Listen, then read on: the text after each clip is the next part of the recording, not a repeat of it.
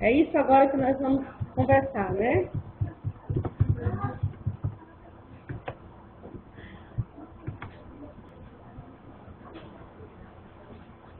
Quando a gente fala em virtualização, nós falamos dessa questão da ocorrência de um estado pré-definido, não é isso?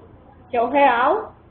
E a atualização é a invenção de uma solução exigida por um complexo problemático. Essa é a diferença entre o real, né, e o atual. A virtualização seria passar de uma solução dada a um problema e fazer um movimento inverso dessa atualização e principais vetores dessa criação de realidade, que é o quê? Os vetores de criação de realidade são as coisas que a gente pode pegar do atual e projetar. Por exemplo, só para complementar isso aqui, que a gente acabou não falando, mas a gente pode fazer um processo de atualização sobre outro. Você imagina, que a gente imagina hoje, existe a possibilidade de virtualmente no futuro nós já temos daqui a pouco tecnologia, quer dizer, estamos virtualizando, né? Tecnologia móvel para a produção de conteúdo de comunicação através de instalação de celulares. Conteúdo de comunicação amplificado, tá certo? Não massificado, mas amplificado, eu acredito. Então, a gente já imagina... Aí eu tenho um processo aí de virtualização. Eu atualizei e virtualizei em cima dos celulares hoje. E aí a gente já pode pensar que tipo de conteúdo a gente vai trabalhar para colocar nesse celular. É uma atualização sobre um outro problema. Tá certo? É isso que eles falam. Em seguida...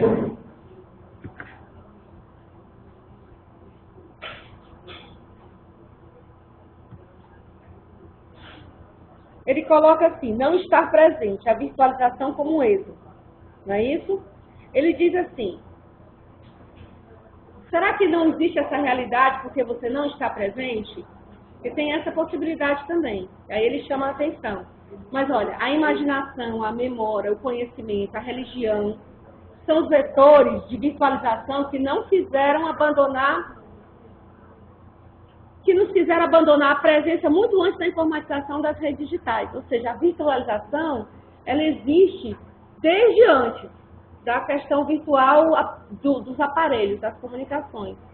Isso ele lembra esse Michel Serres quando fala assim, a gente virtualiza com a memória, com as possibilidades que a gente vê do cotidiano das pessoas, não é isso? Com os sentimentos.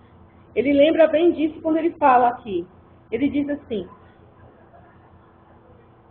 que o virtual, com muita frequência, não está presente.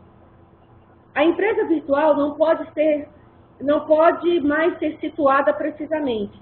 Seus elementos são nômades, dispersos, e a pertinência de sua posição geográfica decresceu muito. O que ele fala aqui é que esse processo de não estar presente, de como a gente fala, como o texto de papel, ele passa durante muito tempo entre...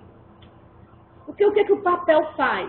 O texto faz? Ele ocupa aquela posição definida no espaço físico definido, mas ele traz para nós outras coisas, como a literatura, né, fotografia de outros lugares, antes mesmo da gente ter as telas. Isso nos possibilita o quê? Virtualizar sobre algumas situações que estão naquele papel. O que ele coloca, gente, é que nós estamos assim, vamos dizer, num tempo de não presença. E esse tempo de não presença já existia antes. Só está sendo amplificado pela tecnologia. Aí ele diz aqui, o hipertexto em suporte informático ocupa virtualmente todos os pontos da rede ao qual está conectada a memória digital onde se escreve seu código. Ou seja, se você vai olhar no hipertexto, que é o que ele chama atualmente, você está olhando uma matéria que ela pode estar sendo mudada no mesmo tempo em outro eixo, porque a gente nem sabe onde é que começa isso. É o cotidiano da gente.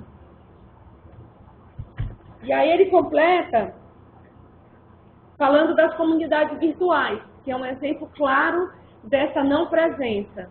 Ele diz assim, ela vive sem lugar de referência estável em toda parte onde se encontrem seus membros móveis ou em parte alguma. Mas não quer dizer que uma comunidade virtual não tenha seus sentimentos, suas relações de afetividade, suas relações de compreensão, de gostos mútuos. Sei lá, uma comunidade virtual,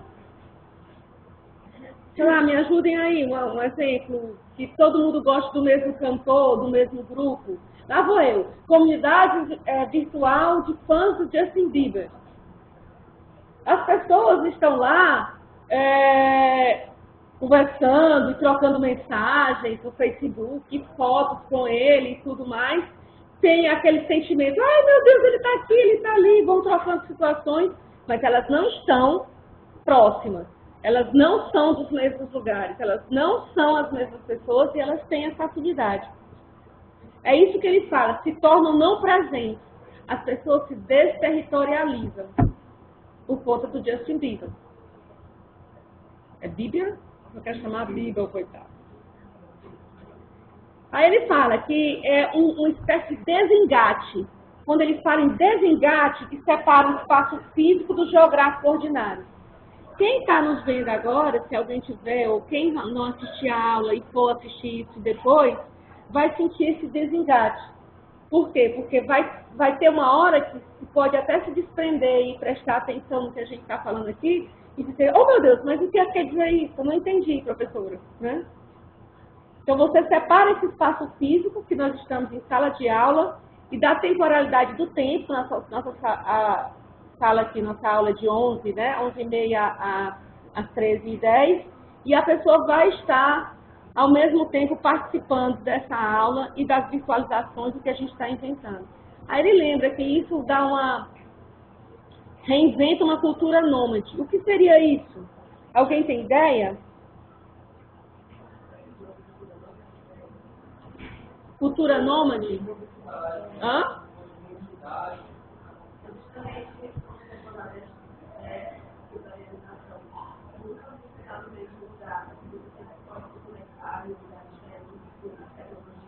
Não só lidar com lugares, tecnologias diferentes, Rebeca, como as pessoas mudam de tecnologia quando saem, né? Saíram do Orkut, foram para o Twitter, agora Facebook, sabe lá quem vai ser o próximo, numa velocidade extraordinária. Que a gente, inclusive, não consegue nem pensar em mecanismos de trabalho para isso, né? Bom, ele só fala o seguinte... no final da página aqui, ele diz assim, ó, que eu achei super interessante e vou destacar para vocês esse trecho.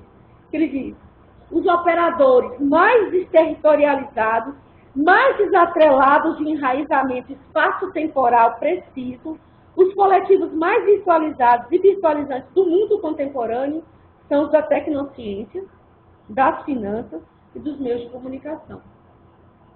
São também os que estruturam a realidade social com mais força, até com mais violência.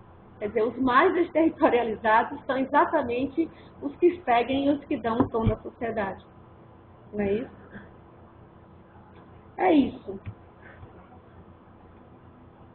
Eu não sei agora se isso aqui... isso aqui ainda é, né? Bom, aí ele faz só que a visualização nos fez tomar uma tangente. Acho que da comunicação mesmo.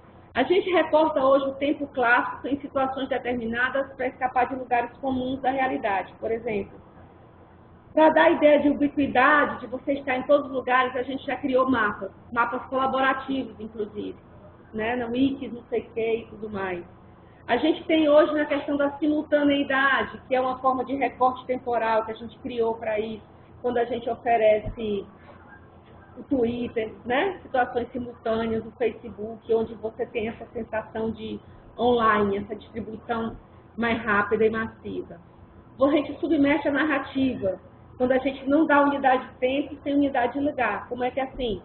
A narrativa, você hoje está dizendo, estamos aqui nesse momento, dando essa aula, subvertendo toda a narrativa, quando a gente escreve para a internet, por exemplo, quando a gente coloca o espaço real. Eu, por exemplo, da oficina de web, ensino meus alunos a nunca colocarem agora, se colocarem agora, dizer agora, tantas horas, no lugar tal e isso.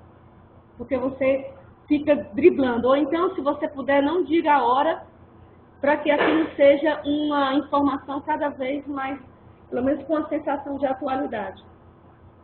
Aí vai lá, transmissão ao vivo, sistema de telepresença e tal. Então, continuidade de ação, apesar da duração descontínua. Isso aqui, né? A gente tem os posts que a gente escreve, depois a pessoa responde, tempos depois, aí você olha para a resposta e lembra da pergunta. Né? E agora no Facebook você ainda vê toda a conversa, né? Ligada assim. A questão dos e-mails, você continua a conversa de lugares diferentes e tal.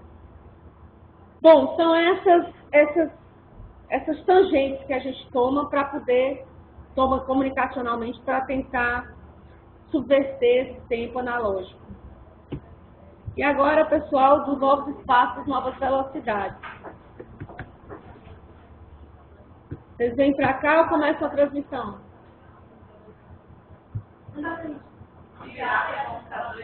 Sim.